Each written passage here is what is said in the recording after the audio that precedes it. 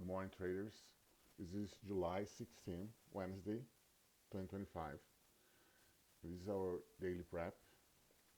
We are right now a little under an hour for the New York Open session to start in the futures. And this is the Nasdaq chart. So I'm going to start first with the news. So we're going to just head here to, this is Financial Juice website. And on my left here, I have the events that are coming up. So we have the US PPI. That's the only event of concern today. That's about to release in about 29 seconds here. And my approach is I just don't trade around this event. So every time we see red events here on the financial juice or orange, I usually just skip them altogether. Okay, the red ones are the ones that are a big deal if they happen, of course, inside the New York session.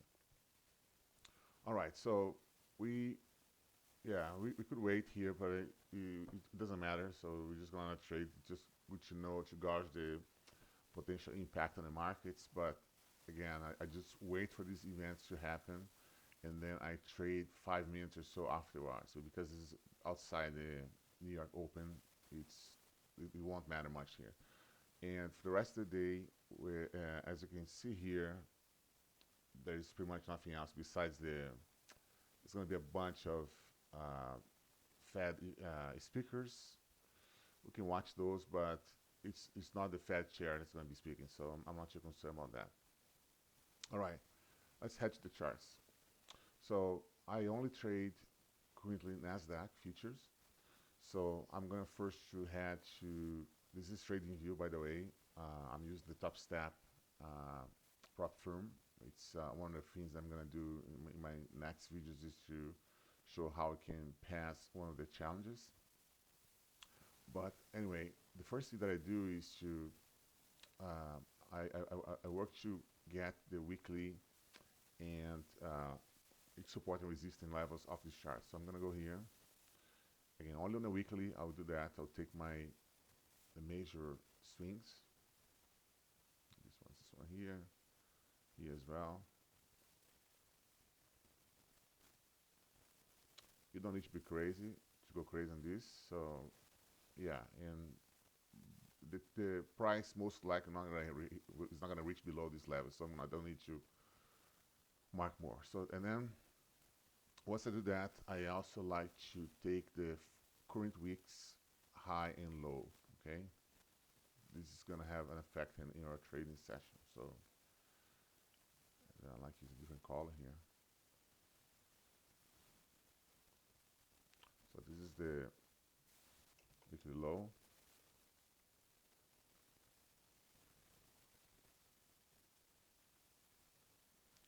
And this is the weekly high.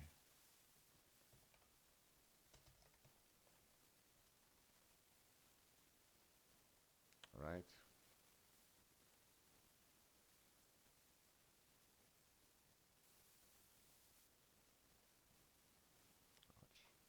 Okay.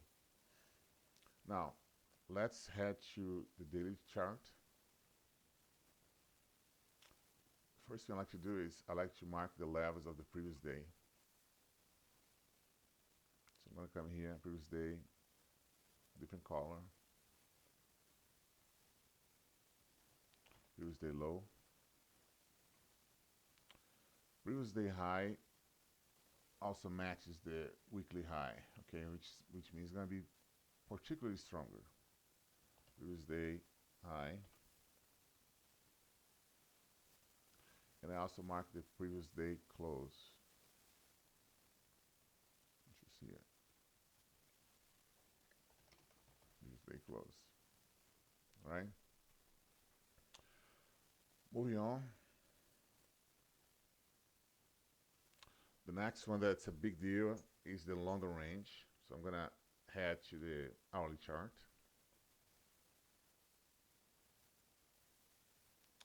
And the London range is from, I'm mountain time, so on my time here it's midnight until 9 a.m. Mountain time. So that's about 2 a.m. It starts 2 a.m. Eastern time and goes until 11 a.m. Eastern time. So, but anyway, this is UTC -6 on mountain time. So I'm gonna get the London range start at midnight, which is basically, let me show you here. So midnight was about here. Okay, this is the low of the London.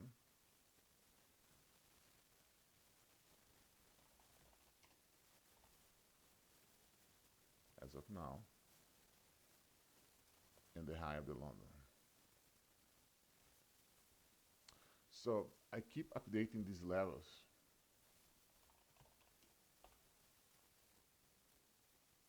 until the New York session open, which is going to be slightly less than an hour now. Okay, my time is 7:30 a.m. Mountain time or 9:30 a.m. Eastern time. So right before they open, I will lock in these levels. Okay, and now in my whole trading session, we'll just be using these levels, and you see that these levels are quite important. The market tends to respect this quite a lot. If you also look here, um, it's interesting to see if these levels, they might change, of course, but as of now, you can see this level here is already quite strong, right? It's a major line of support here, and this one here as well. So both levels, as of now, they are already pretty strong. So they're not all by themselves. They have some confluence here. Okay, it's very important to do that. Actually, if you see levels that have been touched in the last 24, let's say last week or so, especially in the last 24 hours, it's even more important. All right, so now I also want to see next, I want to see if I have any gaps, okay? I like to go to the 5-minute chart and see from the new, actually there's one gap right off the bat here. I'm gonna mark this one.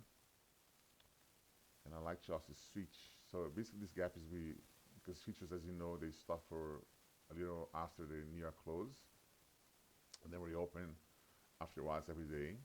So the bigger gaps usually happens between the close on Friday and the open Sunday. But I'm also going to switch here to regular hours just to see if anything pops up. Yeah, there was this one here that already closed. That was yesterday. Yeah, that was a pretty big one. Closed actually a few hours ago. Interesting. Yeah. All right, so I'm going to back to extended hours. And I'll mark this in red because this is an interesting one. So there's a gap between the open.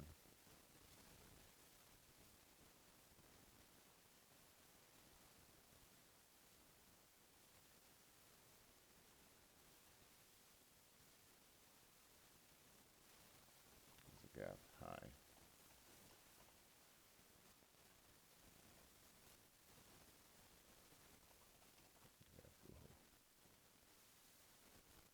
Okay, so moving on.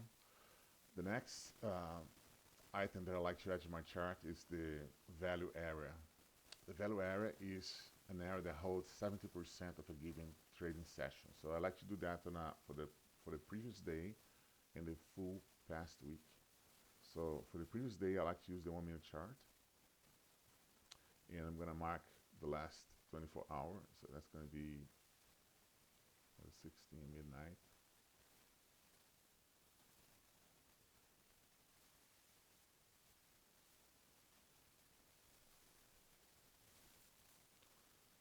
Okay, to the full 15.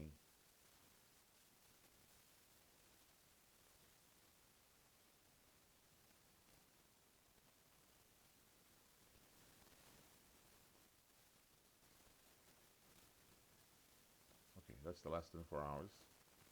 So I will, again, this is trading views, so they have a fixed range volume profile. I'll bring it here. Now we'll just extend this for this period. We're going to start this step here.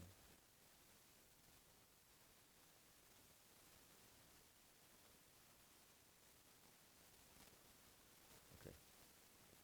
So we are quite far from that value area right now. So I like to mark the top of that, the range. So you see the light blue. Okay, this the area that's faded, it's outside the value area. So this area here in the middle is the actual 70% of the volume. Okay, so price tends to react to this area. So I'm gonna mark here. I like using yellow, and then this is the value area high.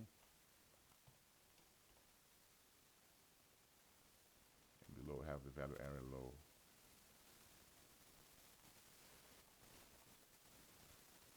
And I also like to mark the red one area here. This is the point of interest, which is the area, as you can see here in the bars, with the most volume, okay, inside the previous session. So that's also a big deal. So I'm gonna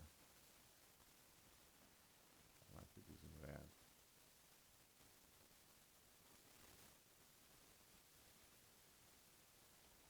POC, okay? That's the point of interest, POC. All right. So now that I have that, I'm gonna head to the hourly chart because I want to take the last week's. Last week was from July 7 to July 11. Okay, so I'm gonna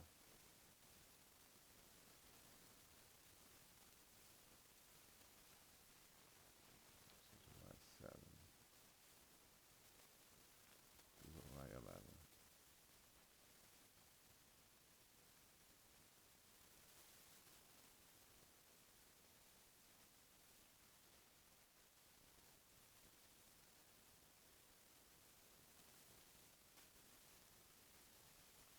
July 11 was a Friday, so that ends at 2 p.m. here. Okay, all right. So now let me take the fixed range volume profile.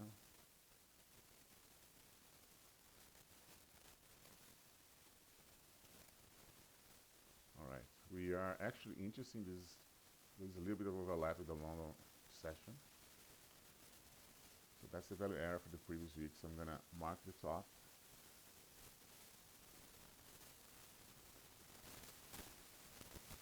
Previous week, VA high.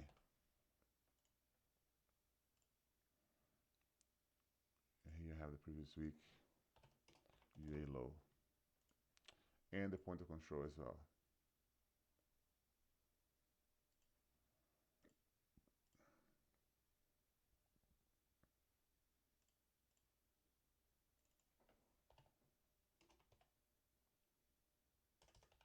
You see. Okay.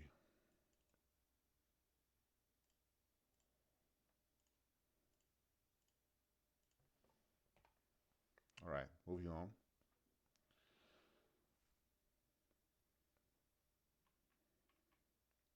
So if you actually look at these markings right now, you're going to see that you have some areas of confluence that are quite strong. So, for instance, this whole area here is an area you're going to really pay attention today in the trading session. So there's I would say, a fairly good chance the market might revisit here to close the gap and touch, okay, the previous day close, as well as the previous week value area high, okay? And potentially what the market might want to do is just come this here even before the New York Open or right after, revisit these areas, and then potentially shoot higher because we are on a strong uptrend. So we see. The other one of the last few things that I want to do as a prep for the day is to switch to the 4-hour chart. And then I like to take the last big swing.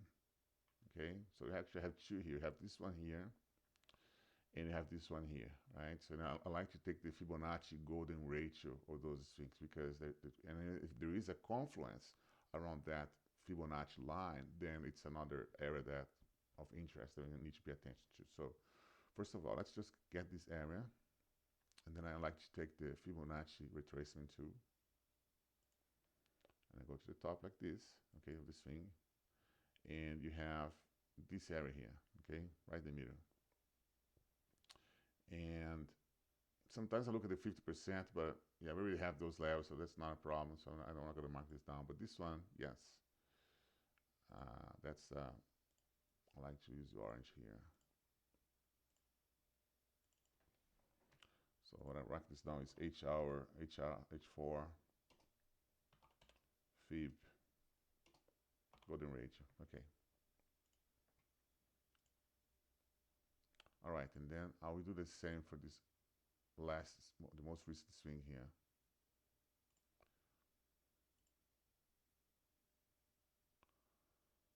So, yeah, This one I'm not gonna mark because it's right in the middle, okay, close to the gap, so it doesn't matter, in between the London session as well, so I don't care about this one. All right, we're good. Lastly, I like to, just as a heads up, during the New York session, I like to keep track of the initial balance, okay, which is the first hour of the New York session.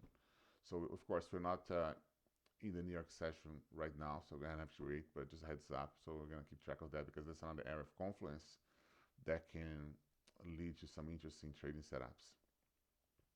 And that's all. So again, to recap, we have some areas of strong confluence. Basically, this region here, this entire region here, very interesting. Possibly the market is going to revisit this area, potentially early in the New York session. And then here I can see this as being a potentially strong area of resistance today. So market might want to bounce here and come back down a little bit. So we see. And the top here as well, yeah, not too strong, but this area for sure it's going to be interesting. All right, so thank you.